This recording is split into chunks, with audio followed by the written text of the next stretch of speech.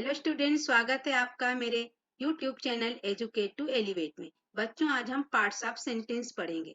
बच्चों, आप सभी जानते हो कि कोई भी जो भाषा है सिर्फ अक्षर या शब्द से नहीं बनती और हमको कुछ और शब्दों का इस्तेमाल करके अपने भावों को व्यक्त करना पड़ता है। और कोई दूसरा हमारे भावों को जब समझता है तो वो भी बहुत सारे शब्दों के संयोग को लेके ही समझता है। मैं क्या सोच रही हूँ, क्या बोल रही हूँ और आप क्या सुन रहे हो, ये जितने भी वाक्य मैंने कहा इसमें कुछ शब्द हैं। सिर्फ एक शब्द से कोई भी भाषा नहीं बनती। ना हम सिर्फ एक शब्द से अपने मनोभाव या अपने विचार को व्यक्त कर सकते हैं। हमको लिखने के लिए, बोलने के लिए, किसी भी बात को समझाने के लिए शब्दों को सहारा लेना पड़ता है। और ये ऐसा नहीं कि हम कुछ भी बोल के हमारे मनोभाव को व्यक्त कर देंगे। जैसे एक बच्चा बोले कि मम्मी मैं जा रहा हूँ दोस्त के साथ बाजार, जबकि उसको क्या बोलना चाहिए, मम्मी मैं दोस्त के साथ बाजार जा रहा हूँ। तब तो सेंस समझ में आएगा। हम कुछ भी बोल देंगे तो क्या हम अपने मनोभावों को व्यक्त कर लेंगे? नहीं।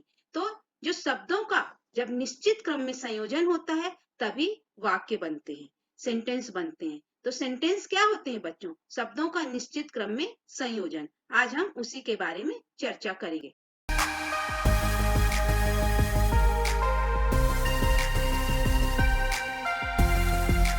बच्चों, निश्चित अर्थ व्यक्त करने वाले शब्दों का समूह ही वाक्य कहलाता है। A sentence is a group of words which make complete sense.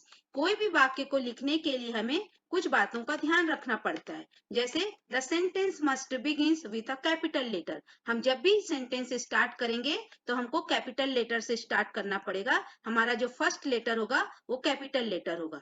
The sentence must makes a complete sense, मतलब जो भी वाक्य हम लिखेंगे, चाहे वो हिंदी में लिखें चाहे इंग्लिश में, उसका एक निश्चित अर्थ होना चाहिए, तभी वह वाक्य कंप्लीट सेंटेंस कहलाता है। The sentence ends with a full stop, a question mark और एन एक्सक्लेमेशन मार्क।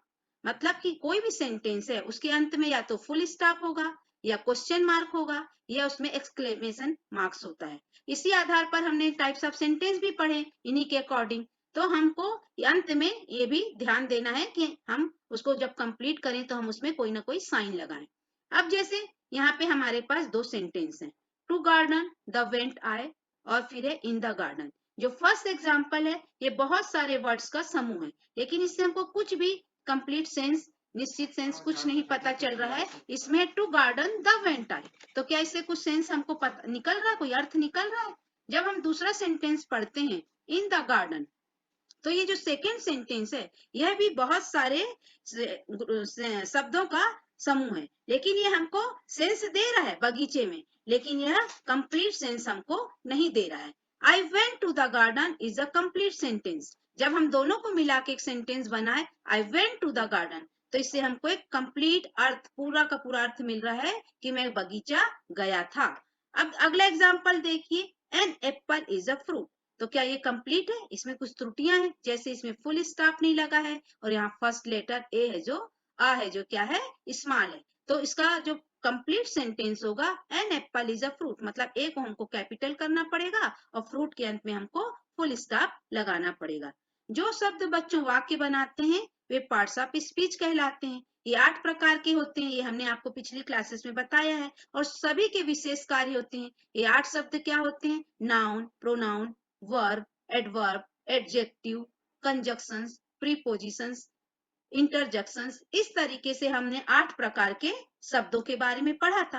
अब ये शब्द जो होते हैं इनका सीक्वेंस क्या होता है, इनका क्रम क्या होता है? तो बच्चों, हिंदी और अंग्रेजी दोनों भाषा में ये जो क्रम होता है, शब्दों का क्रम, वह अलग अलग होता है। जब हम हिंदी भाषा की बात करते हैं, जैसे मैं बोलूं मैं आम खाती हूँ, तो मैं क्या है बच्चों? कर्ता, आम क्या है? कर्म, और खाना क्या है? क्रिया। तो हिंदी में बच्चों पहले सब्जेक्ट यानी कर्ता आता है, उसके बाद ऑब्जेक्ट यानी कर्म आता है और उसके बाद क्रिया आती है।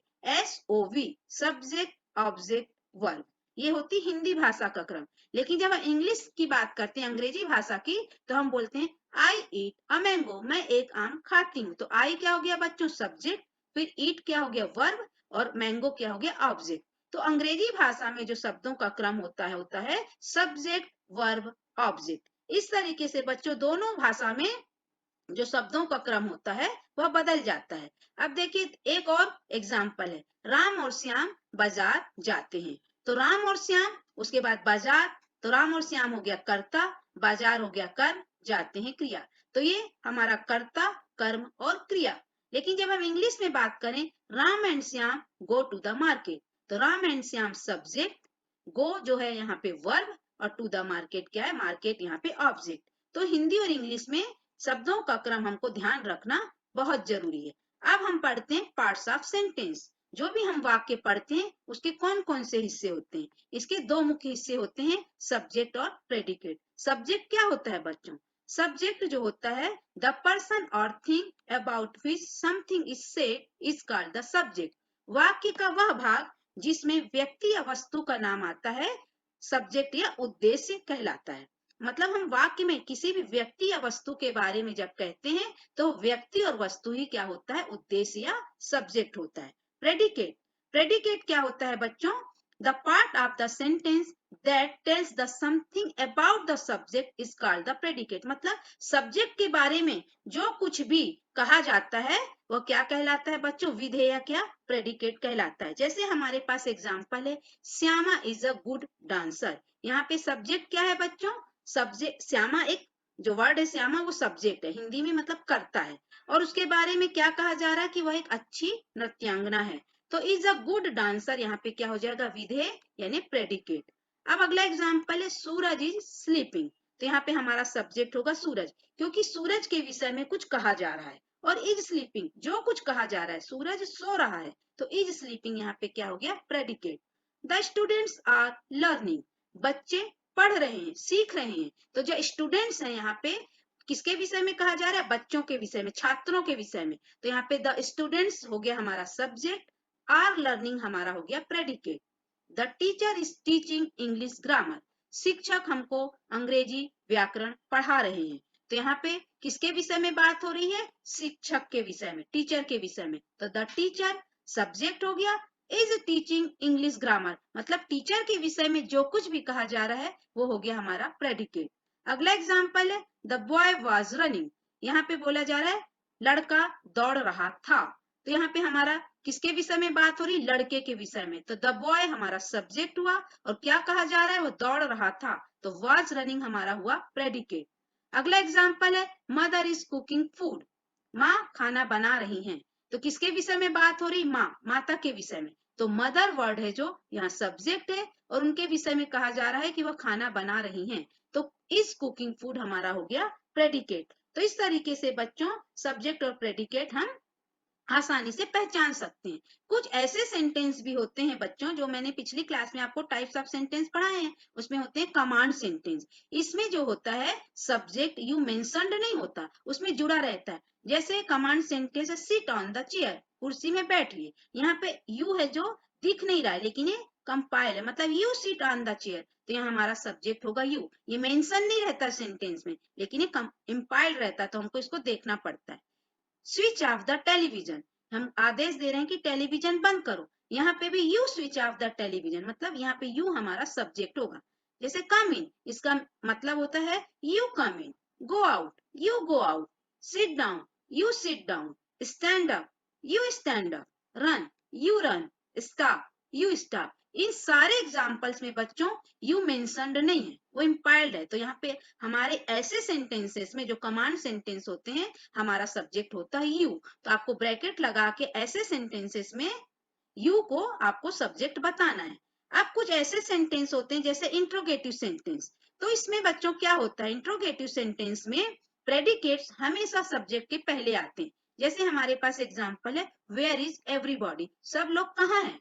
तो यहाँ पे आप वेयर को सब्जेक्ट नहीं बताओगे, है ना। यहाँ पूछा जा रहा है सभी लोग कहाँ हैं, प्रत्येक व्यक्ति कहाँ है, तो हमारा एवरीबॉडी क्या होगा, सब्जेक्ट होगा। इसी तरीके से अगला एग्जांपल देखिए, हु आर यू। तो यहाँ पे हमारा सब्जेक्ट होगा यू। वेयर इज मदर, मम्मी कहाँ है, तो हमारा सब्जेक्ट होगा मदर। इस तरीके से इंट्रोगेटिव सेंटेंस में प्रेडिकेट सब्जेक्ट के पहले आ जाता है। अब हमको कुछ एग्जांपल्स बच्चों यहाँ पे अरेंज करने हैं ना, रीअरेंज करने हैं दीज सेंटेंसेस को।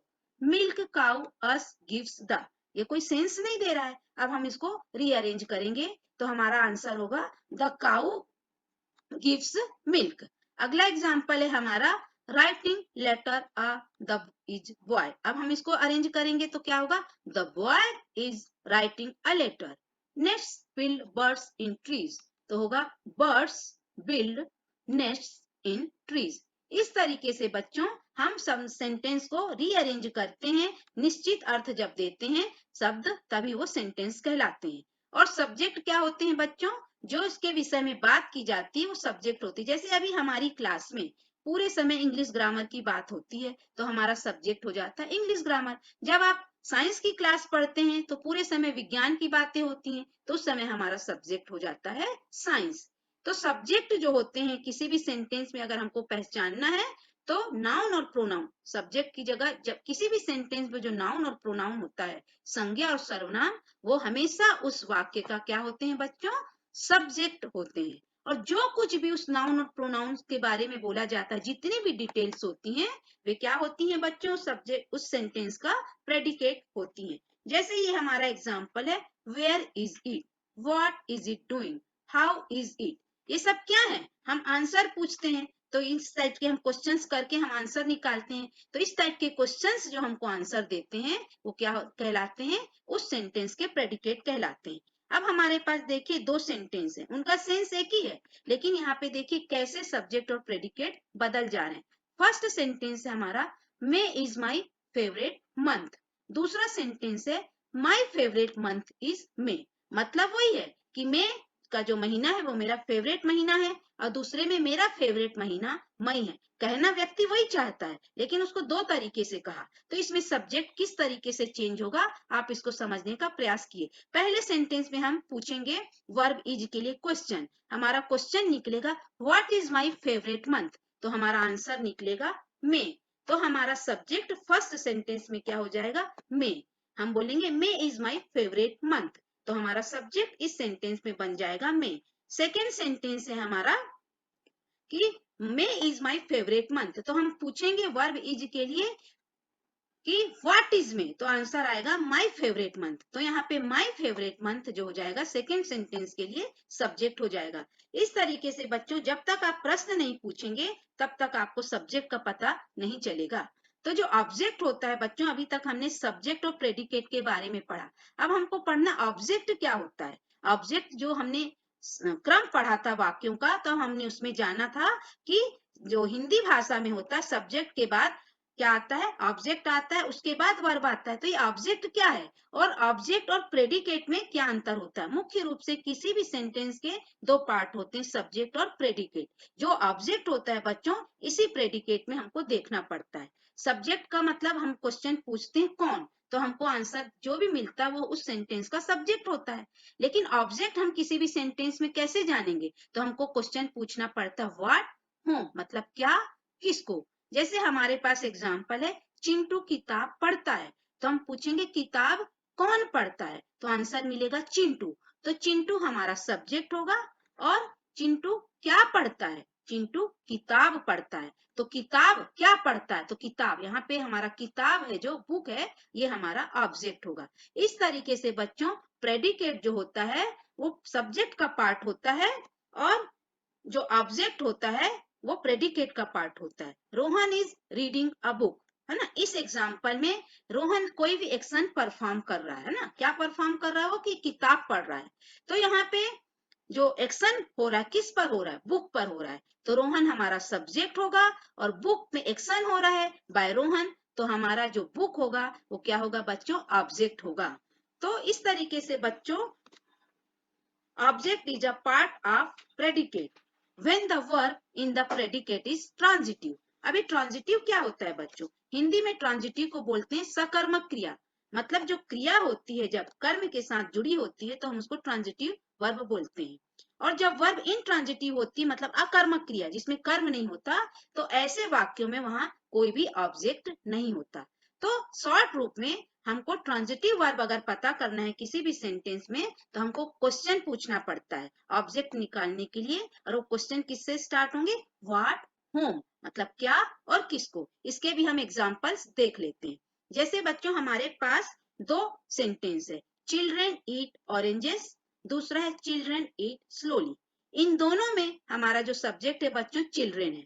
पहले सेंटेंस में क्या बोल रहे हैं बच्चा, क्या कर रहा है वो, ऑरेंजेस मतलब संतरे खाता है। और दूसरे में बता रहा है कि बच्चा धीरे धीरे संतरे या धीरे धीरे खाता है। तो जो पहला सेंटेंस है ईट ऑरेंजेस, तो इसमें हम देखेंगे कि जो ईट ऑरेंजेस और ईट स्लोली दोनों सेंटेंस में, दोनों हमारे प्रेडिकेट हैं और चिल्ड्रन हमारा सब्जेक्ट है। लेकिन अब हमको देखना है कि इसमें ऑब्जेक्ट है कि नहीं। तो जब हम ऑब्जेक्ट को देखना है तो हम पहले देखेंगे वर्ब है जो हमारी ईट, वो ट्रांजिटिव है कि इनट्रांजिटिव। तो जो ईट है वो फर्स्ट सेंटेंस में ट्रांजिटिव है, लेकिन सेकेंड सेंटेंस में ईट वर्ब है जो इनट्रांजिटिव है, क्योंकि पहले वर्ब में जो है ऑरेंज आ रहा है, क्या खा रहा है, ऑरेंज। तो इसलिए यहाँ पे ट्रांजिटिव वर्ब हो जाएगी ईट। लेकिन दूसरे में कैसे खा रहा है, धीरे धीरे, तो कैसे से ऑब्जेक्ट नहीं मिलता, ऑब्जेक्ट हमको किससे मिलता है, व्हाट और होम से। अब हम इसको आगे कुछ और एग्जांपल से आपको क्लियर करने का प्रयास करते हैं। हमारे पास यहाँ पे दो सेंटेंस है, रेखा स्कूल जाती है, रेखा 8 बजे स्कूल जाती है। पहले वाक्य में हम पूछेंगे कि कौन स्कूल जाती है, तो हमको मिला उत्तर रेखा, ठीक है। तो दोनों सेंटेंस में हमारा सब्जेक्ट रेखा हो गया। अब हम पूछेंगे रेखा क्या जाती है, रेखा किसको जाती है, तो क्या हमको कोई उत्तर मिल रहा है। तो हम पूछेंगे फिर रेखा कहाँ जाती है और रेखा कब जाती है। तो रेखा कहाँ जाती है, रेखा स्कूल जाती है। रेखा कब जाती है, रेखा 8 बजे स्कूल जाती है। तो कहाँ और कब प्रश्नों के उत्तर बच्चों ऑब्जेक्ट की श्रेणी में नहीं आते। ऑब्जेक्ट की श्रेणी में सिर्फ व्हाट और होम, क्या और किसको से ही ऑब्जेक्ट मिलता है। जैसे हमारे पास कुछ और एग्जाम्पल है, रेखा हस्बैंड इज अ जर्मन, दूसरा है रेखा नोज फ्रेंच। रेखा के जो पति हैं वो जर्मन है और दूसरा है रेखा फ्रेंच लैंग्वेज है जो जानती है। तो जो फर्स्ट एग्जांपल है इसमें वर्ब इज जो है इनट्रांजिटिव है, और दूसरे में क्या है, भाषा के बारे में कि फ्रेंच जानती है। सेकंड में जो वर्ब है नोन वो ट्रांजिटिव है। तो बच्चों इस तरीके से हमको ऑब्जेक्ट पहचानना है, तो हमको देखना पड़ता है कि जो हमारा व्हाट और होम, हमको क्वेश्चन करना पड़ता है और हमको आंसर मिलता है, तो वो ऑब्जेक्ट होता है। और ट्रांजिटिव और इनट्रांजिटिव वर्ब हम इन्हीं दो व्हाट और होम से ही जान सकते हैं। व्हेन, वेयर, व्हाई, इससे हमको ऑब्जेक्ट पता नहीं चलता है। इस तरीके से बच्चों आपने सब्जेक्ट और प्रेडिकेट जाना, फिर ऑब्जेक्ट के बारे में जाना। जब भी हमको किसी सेंटेंस में ऑब्जेक्ट के बारे में जानना हो तो हम व्हाट और होम ये दो प्रश्न करेंगे, और जो आंसर आता है अगर हमारे पास, तभी उस सेंटेंस में ऑब्जेक्ट होगा। हर सेंटेंस में ऑब्जेक्ट हो जरूरी नहीं है। उम्मीद है बच्चों आपको आज का वीडियो पसंद आया होगा, तो प्लीज मेरे चैनल को लाइक शेयर एंड सब्सक्राइब करिए और बेल आइकन को प्रेस करना मत भूलिएगा, ताकि मेरे वीडियो के नोटिफिकेशंस आप तक तुरंत पहुंचे। Bye bye.